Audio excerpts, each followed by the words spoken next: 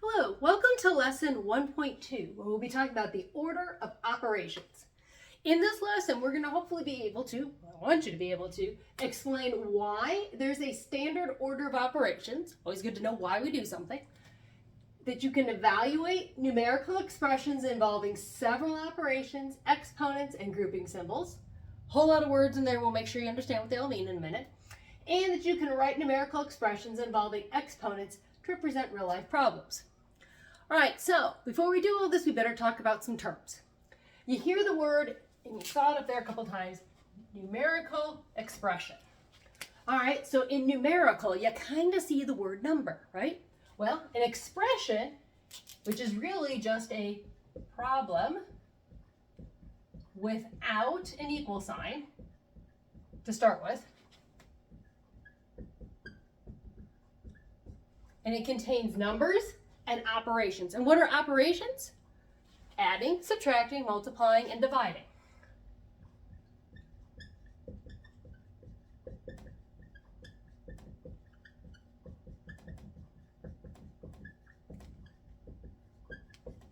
So a numerical expression is going to be something that contains numbers, and you'll see adding, subtracting, multiplying, and dividing in it. And it doesn't start with an equal sign. Eventually we'll say it equals something else, but to start out with, no equal sign. Then you're asked to evaluate something. You're supposed to find the value or the answer for the expression.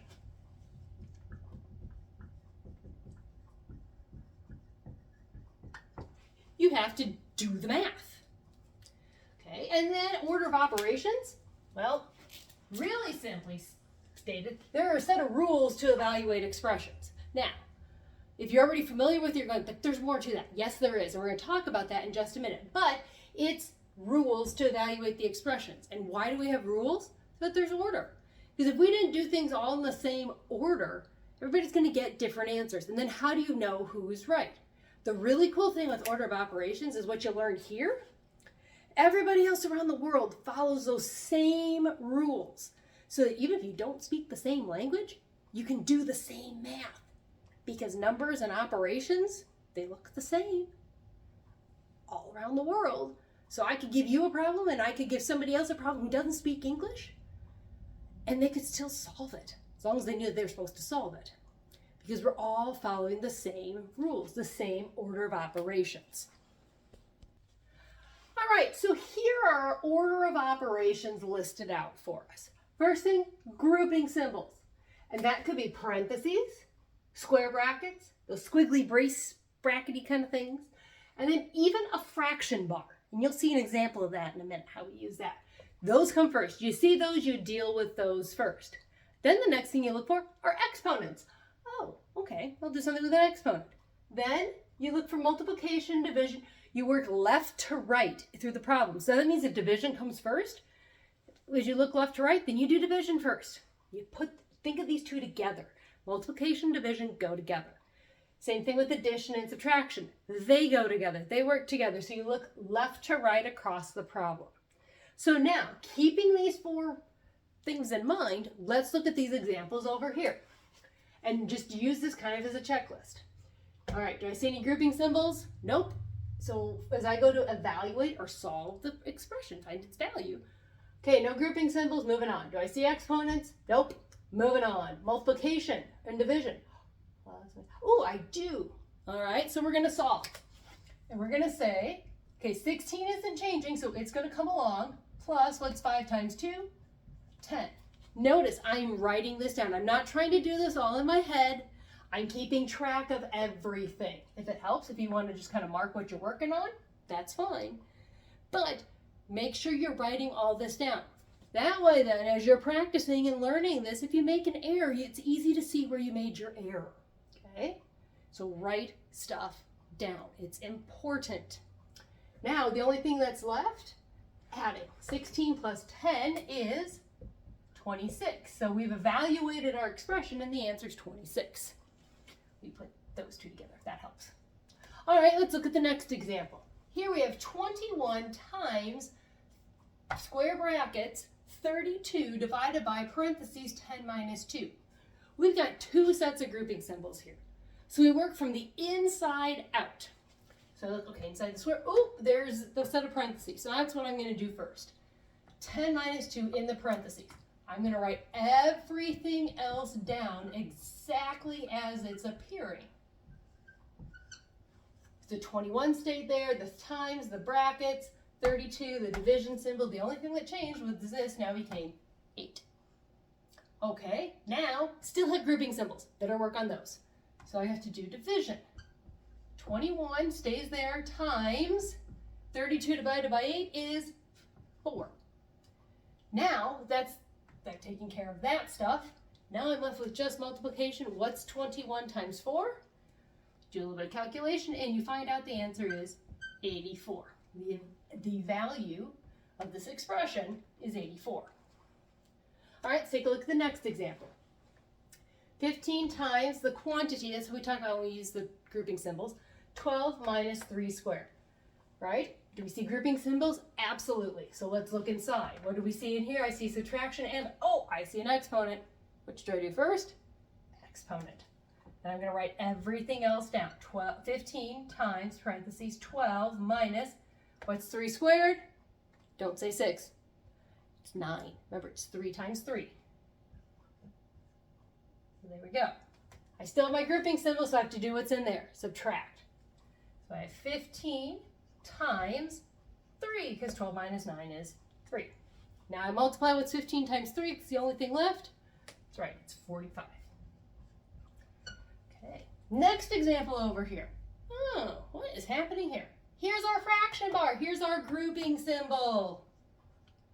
Fraction bar. It's a grouping symbol. And it also means, well, if it's a fraction, I mean, fraction's a fraction, but it's also can be division. All right, so first we're going to treat it like a grouping symbol, because really it's the same way as writing the problem like this. I could write it 10 minus parentheses 1 plus 3 divided by 2. All I'm saying is I want to do the 1 plus 3 first. I don't want to write it like that. I want to write it as a fraction. Because sometimes it's going to simplify down to just like an improper fraction or a regular fraction that we're going to want to use rather than anything else. And so it's just easier to write it this way. All right, so first thing we're going to do, 1 plus 3. 10 stays there, minus 4, fraction bar 2. But now we know it's fraction bar also means division, so we're going to do our division. Next, division comes before the subtraction because the order of operation says divide, then you subtract. So what's 4 divided by 2? That's right, it's 2. So now I have 10 minus 2, which we know equals 8. All right, a couple more examples of evaluating expressions, just so you see a few more varieties. All right, here we got 6 squared minus 1/6. Oh boy, there's a fraction. Don't worry, it's totally doable. You can handle it. Times the quantity 10 minus 4. Now notice the numbers bumped right up against the parentheses. Do you know what that means? It means multiplying. That's right. So we look, we see, what do we see first? Do we see grouping symbols? Yep, let's do that. Write everything else down just as is. So 6 squared. As you get better at this, you might start saying, well, I can do a couple things at a time. Yeah, but not yet. We're going to go step by step. 1/6 times, what's 10 minus 4? It's 6. So we just did that part. Okay. Once we got 6 squared, and then we have subtraction, then we see multiplication. What's next? That's right. Exponents. 6 squared is 36. Minus 1/6 times 6. All right, subtract or multiply next? That's right, we multiply, because that comes next in order of operations. All right, so 1/6 times 6. You know another way we can write that? Times 6 over 1. Well, what does that equal? 1 times 6 and 6 times 6? That's 6 over 6, isn't it? And 6 over 6, what does 6 over 6 equal? That's right, that's 1. And you could, if you knew that right away, you could have just gone to 36 minus 1, which you know is 35. Okay. Now, one other one over here. Ooh, lots going on. I see grouping symbols, I see exponents, multiplications, addition, subtraction, all kinds of stuff to do. Let's work our way through it, step by step by step. First thing, grouping symbols. 24 minus 18. Everything else stays here. 5 squared minus 20 plus 3 times, that's right, 6. Okay, I see exponents next. 5 squared is 25 minus 20 plus 3 times 6. That's right, multiplication comes next. We've done grouping symbols, we've done exponents, now we're looking for multiplication and division. 25 minus 20 plus 18. Now we're left with just addition and subtraction, but what comes first? Subtraction does. So we're going to do that first. 25 minus 20 is 5, plus 18, that gets us 23. So we worked through it step by step by step, and we got down here following the rules, just like anybody else would, to 23. Okay, we're going to apply our order of operations a little bit, and maybe some of our exponent knowledge here to help us. So we have a diagram here that shows the stations in a room. And the room, it's a square, or the station area at least, is square. Got 30 feet by 30 feet. The areas of stations 1 and 3, so station 1's kind of the bigger, more or less a triangle, and station 3, they're right here. They're the same. What's the area of station 3? So you've got big square area, small square area.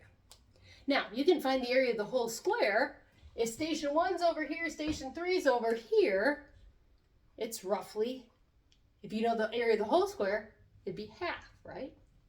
Well, also means station 2, half of it is inside of station 3, half of it is in station 1. So, how are we going to figure out what the area of station 3 is? Well, we could take 1/2 of the total area minus station 2's area.